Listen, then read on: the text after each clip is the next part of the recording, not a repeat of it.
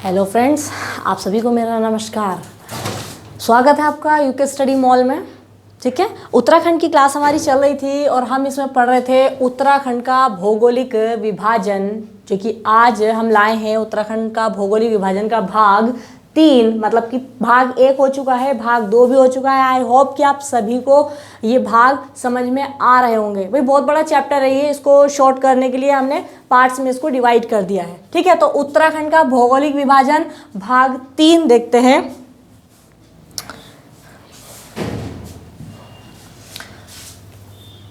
8 भागों में हमारे उत्तराखंड का भौगोलिक विभाजन हुआ था। 8 में से हमने बात की थी ट्रांस हिमालय की, जो सबसे उत्तर में था। देखिए यहाँ से समझते हैं हम, ये ट्रांस हिमालय सबसे पहला विभाजित, ठीक है ना। दूसरी बात आती है वृहद हिमालय, भी हम पढ़ चुके हैं। क्या इसमें फूलों की घाटी की बात आती है। जितनी भी सर्वाधिक ऊंचे पर्वत शिखर हैं वो भी वृहद हिमालय में है। ठीक है, उसके बाद में आता है तीसरा मध्य हिमालय। मध्य हिमालय भी हम कर चुके हैं। इसके बाद चौथा दूंदुआर क्षेत्र। यहाँ तक हमने भाग 2 में बात कर ली थी। आज हमारा भाग 3 है। तो शुरुआत करते हैं शिवालिक क्षेत्र से, जो लघु हिमालय के दक्षिण में स्थित है। आई होप के मैप से आपको समझ में आ रहा होगा कि 8 भौगोलिक विभाजन किस तरह से हुआ है हमारे उत्तराखंड का।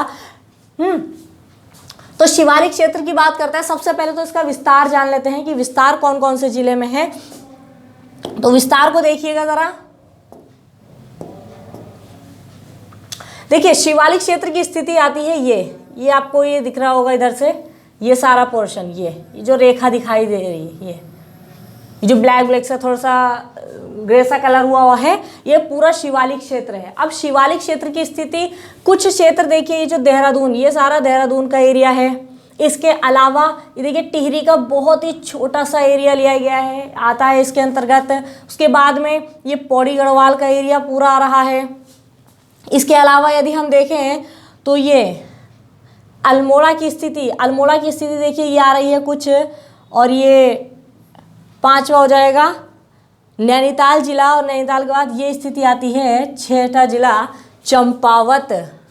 ठीक है, और थोड़ा सा ही ये एरिया लिया गया है, ये स्थिति थोड़ी सी देहरादून की, और ये हरिद्वार का कुछ एरिया इसमें लिया गया है। ठीक है, तो शिवालिक क्षेत्र का जो विस्तार है वो चंपावत, नैनीताल, अल्मोड़ा, पौड़ी गढ़वाल, टिहरी गढ़वाल, देहरादून और हरिद्वार। तो इस तरह से ये हमारे 7 जिले हो गए हैं। समझे आप सभी? ठीक है, यानी कि जो चंपावत, यहाँ से शुरुआत होती है चंपावत, नैनीताल, अल्मोड़ा, पौड़ी गढ़वाल और ये टिहरी गढ़वाल, देहरादून, हरिद्वार, इन जिलों में हमारा शिवालिक क्षेत्र जो है उसका विस्तार है। ठीक है, आगे देखते हैं कि जिस तरह से हम बात कर रहे थे, हिमाद्री हमने बात की थी, वृहद हिमालय का नाम था, हिमांचल मध्य हिमालय का। तो क्या इसका भी कुछ अन्य नाम मिलता है शिवालिक क्षेत्र का? तो हाँ, बिल्कुल मिलता है। देखिए अन्य नाम में यदि हम बात करें तो इसे बाह्य हिमालय कहेंगे। बाह्य हिमालय का क्या मतलब हुआ कि इसके उत्तर में देखिए सारा स्थिति, सारा हिमालय ही है। हिमालय को तो कई भागों में बांट दिया गया है ना, ठीक है ना। तो ये वाली स्थिति जो आ रही है शिवालिक की, बिल्कुल लास्ट हिमालय के बाहरी हिस्से में है। बाकी तो सब ये लघु हिमालय या फिर वृहद हिमालय, ट्रांस हिमालय, सब हिमालय के अंतर्गत आ रहे थे, लेकिन ये बिल्कुल लेटेस्ट स्थिति है, बिल्कुल लास्ट का पोर्शन है शिवालिक। उसके बाद में तो नॉर्मली मैदानी वाला इलाका आ जाता है। ठीक है ना, बहुत कम हिमालय क्षेत्र रह जाता है। तो इसे शिवालिक क्षेत्र को बाह्य हिमालय के नाम से भी जाना जाता है। इसके अलावा देखिए इसके उत्तर में जितना भी था ये हिमालय है। तो ये हिमालय के, ये सारी कंडीशन, ये पूरा हिमालय की स्थिति आ जाती है। तो ये हिमालय के तल में है, ठीक है, चरण में स्थिति है। तो इसीलिए इसे हिमालय का पाद भी कहा जाता है, या इसे हम गिरिपाद भी कहते हैं। किसे? शिवालिक क्षेत्र को, क्योंकि इसके उत्तर में जितना भी है सारा हिमालय का विस्तार है। ये बिल्कुल हिमालय की लास्ट स्टेज होती है, यानी कि तल में है। तो ठीक है ना, लास्ट स्टेज है। तो बाह्य हिमालय जो बाहर की ओर है, और दूसरा हिमालय का पाद, क्योंकि ये हिमालय के चरण तल में स्थित है, इसलिए इसे गिरिपाद भी कहा जाता है। इसके अलावा जो हमें प्राचीन नाम सुनने को मिलता है, देखने को मिलता है शिवालिक का, वो मिलता है मैनाक। शिवालिक का प्राचीन नाम मैनाक मिलता है। और ये आपके प्रश्न भी बना हुआ है उत्तराखंड में। अब देखते हैं भाई, हमारे 7 जिलों में शिवालिक क्षेत्र हुआ। शिवालिक क्षेत्र का विस्तार हमारे उत्तराखंड के 7 जिलों में है। इसके अलावा इसके भी कई नाम मिलते हैं। बाह्य हिमालय हम इसे कह सकते हैं, मैनाक कहा जाता है, कहा गया प्राचीन में, गिरिपाद कहा जाता है, हिमालय का पाद क्योंकि बिल्कुल तल में स्थित है, बाह्य है, बाहर है। अब यहाँ की चौड़ाई देख लेते हैं। तो इस क्षेत्र की जो चौड़ाई है वो 10 से 20 किलोमीटर है। उत्तराखंड में शिवालिक क्षेत्र की चौड़ाई 10 से 20 किलोमीटर, ऊंचाई 700 से 1200 मीटर। ठीक है, 700 से 1200 मीटर ऊंचाई है। और यहाँ की जो वार्षिक वर्षा है वो 200 से 250 सेंटीमीटर है। इससे पहले देखिए, यदि हम बात करें तो हमने धूंधवार क्षेत्र में भी यही वर्षा की मात्रा पड़ी थी। इससे ऊंचाई पर गए थे तो 160 से 200, यानी कि ऊंचाई पर, पहली क्लास में भी आपको बताया गया था कि ऊंचाई पर जाने पर, देखिए यहाँ पे सवाल 2 तरीके से आता है। वो कैसे, थोड़ा सा देखें। अब सबको ये तो पता है कि दक्षिण से उत्तर की ओर जाने पर या उत्तर से दक्षिण की ओर आने पर वर्षा की मात्रा घटेगी या बढ़ेगी, लेकिन सवाल ये भी तो बन जाता है कि पूरब से पश्चिम की ओर जाने पर वर्षा की मात्रा घटती है या बढ़ती है। उत्तर दक्षिण लगभग सब आइडिया लगा लेते हैं कि भाई उत्तर में जा रहे हैं तो हो सकता है वर्षा की मात्रा घटेगी, और जब हम नीचे आ रहे हैं तो वर्षा की मात्रा बढ़ेगी। लेकिन जब पूरब और पश्चिम की बात आती है तो उसमें थोड़ा सा डाउट हो जाता है कि ऐसे कैसे हुआ। ये तो रट्टा लगाने वाली बात हो गई कि पश्चिम में जाने पर वर्षा की मात्रा घटेगी या बढ़ेगी। देखिए, हमारा उत्तराखंड सीधा नहीं है बिल्कुल। ये हिमालय की स्थिति, हिमालय का विस्तार इस तरह से है, ठीक है ना, ये वाली कंडीशन इस तरह से जाती है ऐसे करके। तो ये पूरब की स्थिति होगी और ये पश्चिम की स्थिति होगी, हमारे उत्तराखंड की जो स्थिति होगी। ठीक है, ये पूरब की स्थिति है, पश्चिम की। तो पूरब से पश्चिम का मतलब यहाँ पर भी तो हम इस तरीके से जा रहे हैं ना, भाई ऐसे चढ़ाव भी तो हो रहा है। तो सवाल ये भी बन जाता है कि पूरब से पश्चिम की ओर जाने पर वर्षा की मात्रा घटती है या बढ़ती है। भाई ये तो सीधा सीधा हमें पता चल गया, हमने सीधा दक्षिण से उत्तर की ओर कर दिया था। लेकिन पूरब से पश्चिम की ओर, तो पूरब का एरिया ये सारा देख लीजिए, पूरब से पश्चिम की ओर जाने पर क्या होता है, वर्षा की मात्रा घटती है। कहने का मतलब यह है कि उत्तर की ओर जाने पर और पश्चिम की ओर जाने पर वर्षा की मात्रा घटती है, और दक्षिण की ओर आने पर या पूरब की ओर आने पर वर्षा की मात्रा बढ़ती है। इस बात का आप ध्यान रखिएगा, ये सवाल बना हुआ है, ठीक है ना। तो उत्तर की ओर जाएं या पश्चिम की ओर जाएं तो वर्षा की मात्रा घटती है, कम होती जाती है। और यदि आए दक्षिण की ओर या फिर पूरब की ओर तो यहाँ आकर के वर्षा की जो मात्रा है वो बढ़ जाती है। तो यहाँ पर हम बात कर रहे हैं शिवालिक क्षेत्र की। शिवालिक क्षेत्र जिसका विस्तार 7 जिलों में है उत्तराखंड के। यहाँ की जो वार्षिक वर्षा है वो 200 से 250 सेंटीमीटर है, यानी कि सर्वाधिक वर्षा जो हमें देखने को मिल रही है, औसतन वार्षिक वर्षा वो मिल रही है शिवालिक क्षेत्र में, या हम कहते हैं बाह्य हिमालय में। तो इसी को ध्यान में रखते हुए सवाल बनता है कि उत्तराखंड का कौन सा हिमालयी क्षेत्र सर्वाधिक वर्षा वाला स्थान है। तो सर्वाधिक वर्षा वाला स्थान जो हम अगर ये मात्रा देखें वर्षा की, वार्षिक वर्षा, तो 200 से 250 सेंटीमीटर वर्षा बहुत होती है, ठीक है। तो सर्वाधिक वर्षा वाला जो स्थान है उसमें भी हमारा जवाब रहेगा या तो शिवालिक क्षेत्र, या हम कहते हैं बाह्य हिमालय, या हम कहते हैं हिमालय का पाद, या हम कहते हैं मैनाक। ये तो मुख्य परिचय हुआ शिवालिक क्षेत्र का, कितने जिलों में विस्तार है, इसके क्या अन्य नाम है, क्या चौड़ाई है, क्या ऊंचाई है, क्या इसकी वार्षिक वर्षा हो सकती है, ठीक है ना। अब इसके आगे देखते हैं कि शिवालिक क्षेत्र में और क्या है। देखिए शिवालिक क्षेत्र हिमालय का नवीनतम भाग है। पूरे हिमालय का विस्तार सारा एक बार में नहीं हुआ, उद्भव एक बार में नहीं हुआ। ये जितने भी हिमालय आप देख रहे हैं, ये वाली स्थिति, ठीक है ना,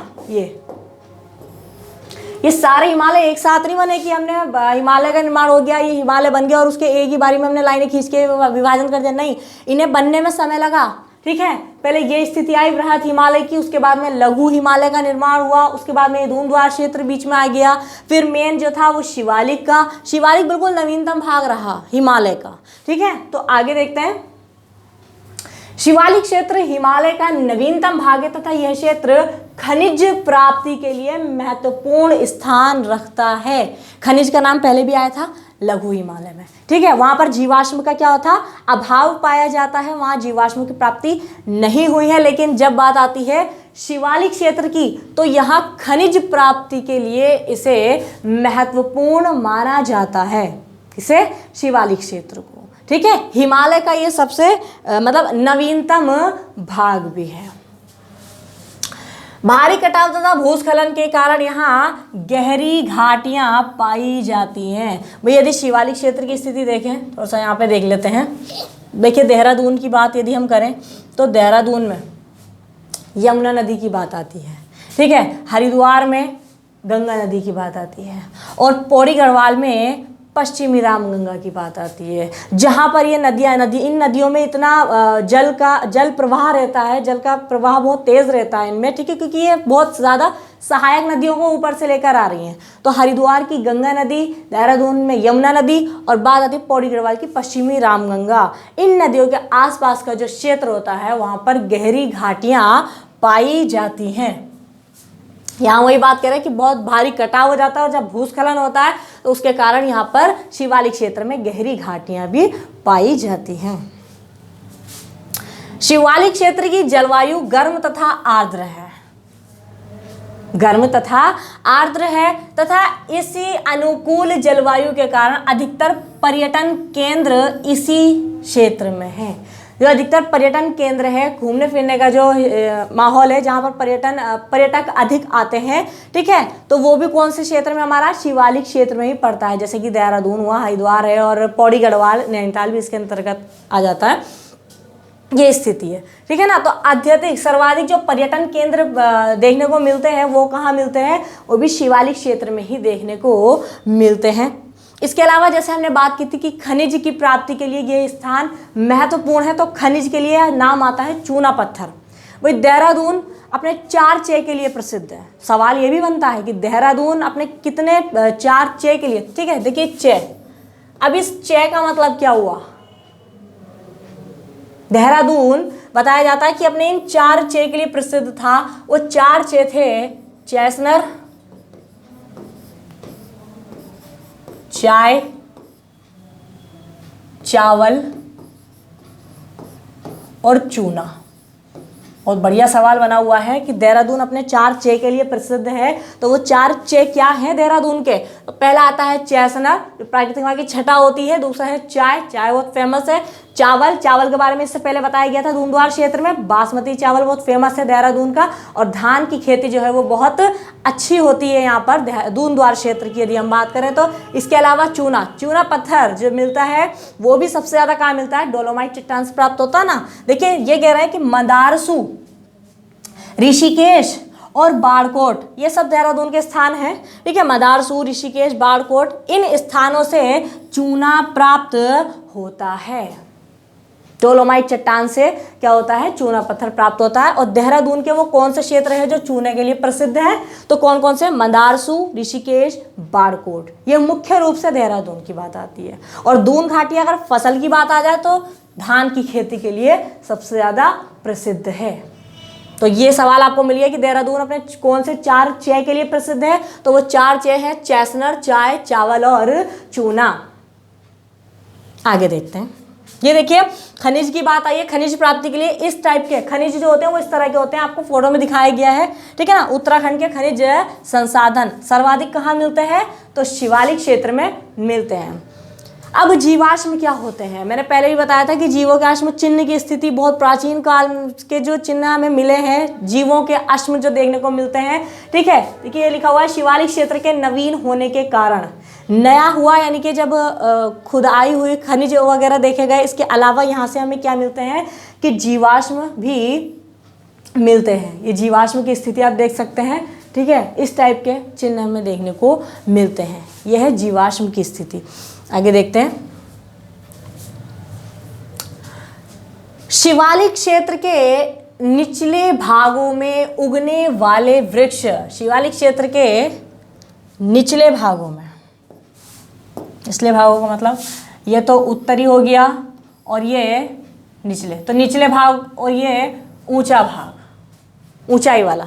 तो निचले भागों की बात कर रहे हैं। देखिए शिवालिक क्षेत्र के निचले भागों में उगने वाले वृक्ष आंवला, बांस, सेमल, शीशम। ये देखिए सेमल दिखाया गया है आपको, इस शीशम वगैरह, बांस की लकड़ी वगैरह जो होती है वो सब हमें शिवालिक क्षेत्र में ही देखने को मिलती है। सेमल का फूल, इसकी सब्जी भी बनाई जाती है, खाइए आप सभी ना। लाल कलर का ये फूल आपको दिख रहा होगा, इसके पीछे जो ग्रीन ग्रीन सा दिख रहा है ना, ये ग्रीन ग्रीन सा, ये इसकी सब्जी भी बनाई जाती है। सेमल, बहुत से लोग इसे सिमलवे के नाम से जानते हैं, ठीक है ना। तो इसकी सब्जी बनाई जाती है सेमल के जो वृक्ष हैं वो ज़्यादातर कहाँ मिलते हैं? शिवालिक क्षेत्र में ही मिलते हैं। इसके अलावा शिवालिक क्षेत्र के ऊंचाई वाले भागों में उगने वाले प्रमुख वृक्ष तो बुरांश, साल, बेंत, चीड़, ये सारे वृक्ष जितने भी हैं वो कहाँ देखने को मिलते हैं? ये बेंत की लकड़ी है, ये सारी बहुत प्रयोग में लाई जाती है। लकड़ी उद्योग बहुत अच्छा है, ठीक है ना। शिवालिक क्षेत्र का लघु उद्योग जो है वो काफ़ी अच्छा है, लकड़ियों का काफ़ी विस्तार है यहाँ पर। तो मुख्य रूप से साल, बेंत, चीड़, बुरांश हमने लघु हिमालय में भी पढ़ा था, लघु या मध्य हिमालय में, ठीक है ना। राजकीय वृक्ष है, इन सब की प्राप्ति होती है शिवालिक क्षेत्र में। बात करते हैं कि शिवालिक श्रेणी क्रम कई नदियों के द्वारा जगह जगह से खंडित। हमने कहा था गहरी घाटियां पाई जाती हैं, अभी हमने बात की थी कि गहरी घाटियां पाई जाती है, तो जगह जगह से खंडित क्यों है? क्योंकि हरिद्वार में तो गंगा नदी के द्वारा, गंगा के आसपास का एरिया, क्योंकि वो बहुत ज़्यादा पानी लेकर के आती है। इसके अलावा देहरादून में यमुना नदी द्वारा, यमुना की भी अपनी सहायक है, वो भी बहुत, उसके आसपास भी गहरी घाटियाँ हैं। पौड़ी गढ़वाल की पश्चिमी रामगंगा, ये सब सहायक नदियों के द्वारा गहरी घाटियाँ बना देती हैं, ठीक है ना। इसके अलावा शिवालिक श्रेणी में उत्तर में स्थित मध्य हिमालय से विशाल सीमांत दरारों द्वारा पृथक होती है। विशाल सीमांत दरारें पड़ी हुई हैं मध्य हिमालय और शिवालिक के मध्य में, ठीक है ना। इसको आप ध्यान रखिएगा, हमने पहले ही बताया था, ध्यान है कि वृहद हिमालय और मध्य हिमालय के मध्य में भी जो रेखा है उसको किस नाम से जाना जाता है? मुख्य केंद्रीय भ्रंश रेखा। इसके अलावा जो ट्रांस हिमालय या फिर वृहद हिमालय को जो बांटती है वो इंडो सांगपो रेखा की बात आ जाती है। इसके अलावा मध्य हिमालय की हम बात करें या फिर शिवालिक, तो इनके मध्य में क्या? विशाल सीमांत दरारें हैं, घाटियाँ हैं, जो इन्हें क्या करती हैं? एक दूसरे से पृथक करती हैं। इसके अलावा अभी एग्ज़ाम्स हुए थे और एग्ज़ाम्स में बहुत अच्छा सवाल आया था, एबॉट माउंट हिल स्टेशन कहाँ स्थित है? एबॉट माउंट का नाम सुना होगा आप सभी ने, ठीक है। Abbott mount hill station Shivalik क्षेत्र के चंपावत में स्थित है। ये देखिए एबॉट माउंट की स्थिति दिखाई जा रही है, ये वहाँ का थोड़ा सा चर्च बना हुआ है। एबॉट की स्थिति ये इंग्लैंड से, सॉरी ऑस्ट्रेलिया से इनका आना हुआ था। एबॉट यहाँ आकर के रहे, इन्होंने यहाँ पे चर्च का निर्माण किया। इसके अलावा एबॉट माउंट, जैसे कि जिम कॉर्बेट बहुत फेमस है, ठीक है। जिम कॉर्बेट का नाम बहुत ज़्यादा आता है। कॉर्बेट संग्रहालय, कॉर्बेट म्यूजियम का नाम आपने सुना होगा, काला डूंगी वाले रास्ते पर पड़ता है। इसके अलावा देखिए बात आ रही है एबॉट माउंट। एबॉट माउंट कहाँ है? तो शिवालिक क्षेत्र में ही हमने चंपावत के बारे में जानकारी ली कि चंपावत शिवालिक क्षेत्र के अंतर्गत आता है। तो शिवालिक में जो चंपावत है वहाँ पर कौन सा हिल स्टेशन है जो फेमस है? वो है एबॉट माउंट हिल स्टेशन। या तो शिवालिक से पहचान कीजिए या फिर चंपावत जिला तो है ही, लोह घाट की स्थिति यहाँ पर आ जाती है। अगला देखते हैं,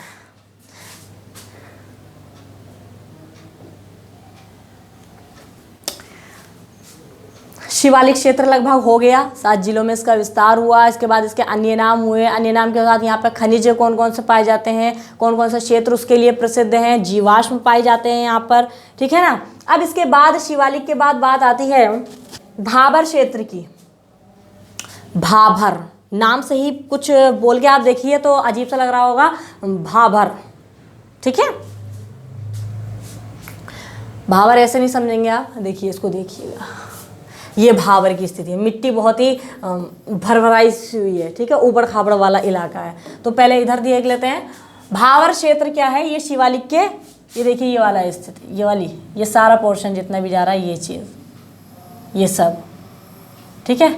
और ये स्थिति मैप से ही समझना है, मैप से समझेंगे तो आसानी रहेगी समझने में, ठीक है ना। तो देखिए इसमें क्या आ रहा है, चंपावत, ये थोड़ा सा चंपावत लगा हुआ है, ये उधम सिंह नगर वाली स्थिति आ जाती है, ठीक है ना। ये नैनीताल है, ये पौड़ी गढ़वाल, और ये देहरादून और हरिद्वार की स्थिति। ये देखिए, थोड़ा सा देख सकते हैं इधर से, ये चीज़, ये देहरादून की स्थिति आ रही है, ये दक्षिणी, और ये उत्तरी थोड़ा सा हरिद्वार लिया गया है।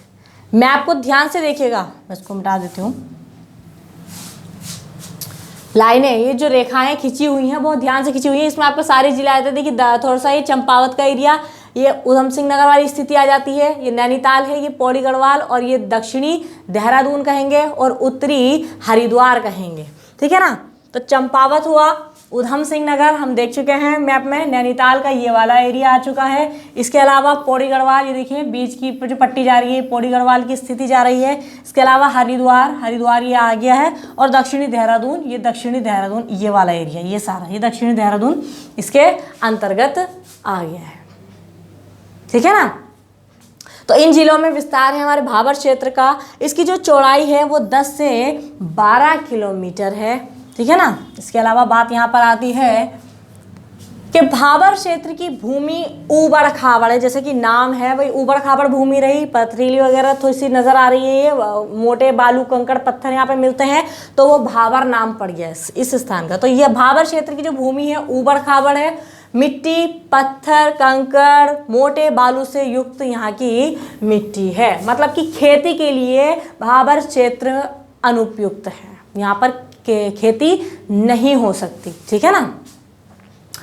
ये स्थिति रही भाबर की। इसके अलावा यदि हम आगे देखें तो क्षेत्र आता है तराई। अब आप सोचेंगे कि भाबर के बारे में इतनी सी जानकारी, इसका अपने में बहुत बड़ा इतिहास है भाबर का, तराई का। तो जब इतिहास पढ़ाया जाएगा तो उसमें और बातें क्लियर हो जाएंगी कि तराई में क्या रहा और भाबर में क्या रहा, तराई भाबर मिल करके इन्होंने क्या इतिहास रचा होगा, क्या इतिहास में इनके बारे में जानकारियाँ मिलती हैं, वो आपको इतिहास में पढ़ाया जाएगा, ठीक है। यहाँ हमें भौगोलिक विभाजन को कंप्लीट करना है कि भौगोलिक विभाजन किस तरह से है। सबसे मेन कि आपको ये मैप पे समझा दिया गया है। तो भाबर के बाद स्थिति आती है तराई क्षेत्र की। अब तराई क्षेत्र में देखिए लगभग ये सभी हो गए हैं, ये हमारा 7वां चल रहा है, 7वां पार्ट, और उसके बाद में 8वां आ जाएगा गंगा का मैदानी क्षेत्र। तो ये विस्तार देखिए तराई क्षेत्र का, ये है तराई की स्थिति, ग्रीन ग्रीन सी आपको दिख रही होगी, ठीक है, ग्रीन ग्रीन सी। ये देखिए पूरा उधम सिंह नगर जा रहा है, पूरा उधम सिंह नगर, और ये थोड़ा सा नैनीताल आ गया ये वाला। इसके अलावा ये देखिए यहाँ से थोड़ा सा पौड़ी गढ़वाल, दक्षिणी पौड़ी गढ़वाल, ठीक है ना, ये स्थिति आ गई। तो यहाँ पर सिर्फ तराई क्षेत्र की स्थिति की हम बात कर रहे हैं। तो हरिद्वार, पौड़ी गढ़वाल, नैनीताल और उधम सिंह नगर, 4 जिलों की बात आ रही है। वो देखिए पहला उधम सिंह नगर हुआ, दूसरा ये नैनीताल है, ठीक है, नैनीताल, और तीसरी बात आती है पौड़ी गढ़वाल की, और चौथा थोड़ा सा स्थान आता है ये हरिद्वार का, ठीक है। तो 4 जिलों में विस्तार है हमारे तराई क्षेत्र का। तराई से क्या समझ रहे हैं भाई, जहाँ पर तरी होगी, तरी जो स्थान तर होगा, जो क्षेत्र तर होगा, तर कैसे होगा, जब यहाँ पर पानी सर्वाधिक होगा, ठीक है। तो ये जो स्थान है यहाँ पर सर्वाधिक पानी रहता है। आपको भी देखिएगा उधम सिंह नगर का इलाका और ये हरिद्वार का इलाका, ये दोनों ही ये मैदानी जिले हैं, ठीक है। गेहूँ, धान, इन सब की जो फसल यहाँ पर होती है, गन्ना, बहुत ही मुख्य फसलें हैं यहाँ की, ये तराई क्षेत्र की और ये गंगा के मैदानी क्षेत्र की, क्योंकि सर्वाधिक तर स्थान है ये, ठीक है ना, तरी। तो तरी वाला स्थान क्या कहलाता है, तराई के नाम से भी जाना जाता है। तराई क्षेत्र की स्थिति कितने जिलों में है, हरिद्वार में कुछ अंश मिलता है, पौड़ी गढ़वाल में भी कुछ अंश मिलता है, नैनीताल थोड़ा सा दक्षिणी नैनीताल आ जाता है, और उधम सिंह नगर, पूरा उधम सिंह नगर जो है ये पट्टी के रूप में ये तराई क्षेत्र के अंतर्गत आता है। इसकी जो चौड़ाई आती है उत्तराखंड में वो 20 से 30 किलोमीटर आती है। इसका जो फेमस क्वेश्चन बनता है तराई क्षेत्र का वो ये बनता है कि इस क्षेत्र में पाताल तोड़ कुएं, आर्टिजन वेल्स मिलते हैं। अब ये पाताल तोड़ कुएं क्या होते हैं, देखिए अगर आप ये प्रयास पहाड़ में करेंगे तो बहुत मुश्किल आएगी, ठीक है, लेकिन आप ये मैदानी क्षेत्र में प्रयास करेंगे तो आपका प्रयास सफल हो जाएगा। कहने का मतलब ये है कि देखिए पाताल, अब बहुत सोचते हैं पाताल तोड़ कुएं कैसे होते हैं, कहाँ मिलेंगे, तो रटिए मत, समझिए कि क्या कहना चाह रहे हैं। पाताल मतलब जमीन की बात आई, आकाश और पाताल होता है ना, ठीक है, आकाश का विलोम पाताल। तो पाताल का मतलब जमीन, जब जमीन को तोड़ा जाता है, खोदा जाता है, ठीक है, उसकी खुदाई होती है, तोड़ रहे हैं, तो वहां से पानी खुद ब खुद जमीन से जो स्तर होता है पानी का वो उठ जाता है। आपने अधिकतर नल वगैरह, नल है, कूप है, कुएं हैं, वो अपना तराई क्षेत्र यानी कि उधम सिंह नगर में सर्वाधिक देखे होंगे। तो प्रश्न बनता है कि किस क्षेत्र में, हिमालय के किस क्षेत्र में पाताल तोड़ कुएं मिलते हैं?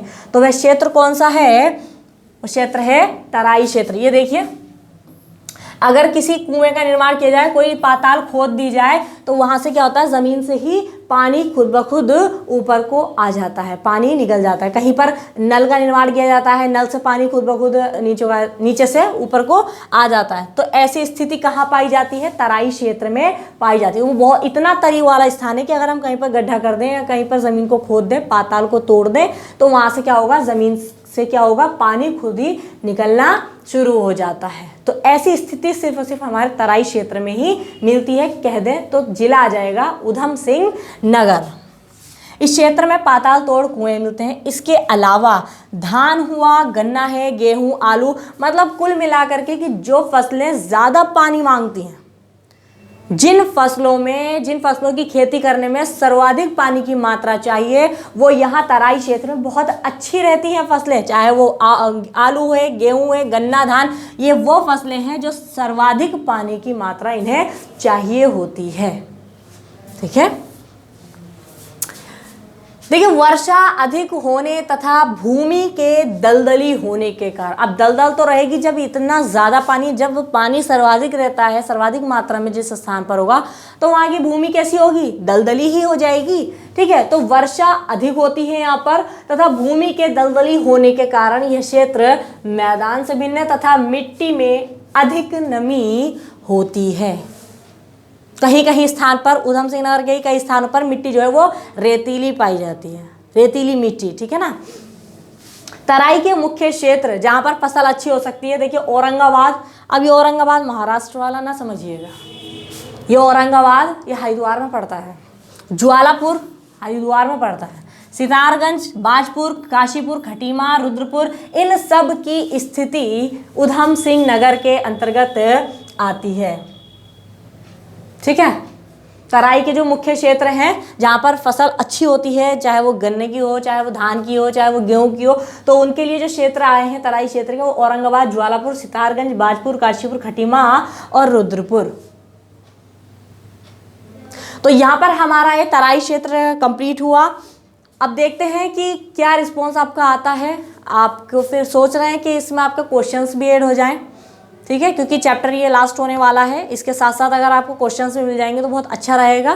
देखते हैं, क्वेश्चंस के लिए हम प्रयास करेंगे आपके लिए। ठीक है, तो आपको ये वीडियो कैसी लगी आप हमें कमेंट बॉक्स में बताइएगा। आज की क्लास यहीं समाप्त करते हैं, तराई क्षेत्र तक। ठीक है, मिलते हैं कल नई क्लास के साथ। ठीक है, धन्यवाद।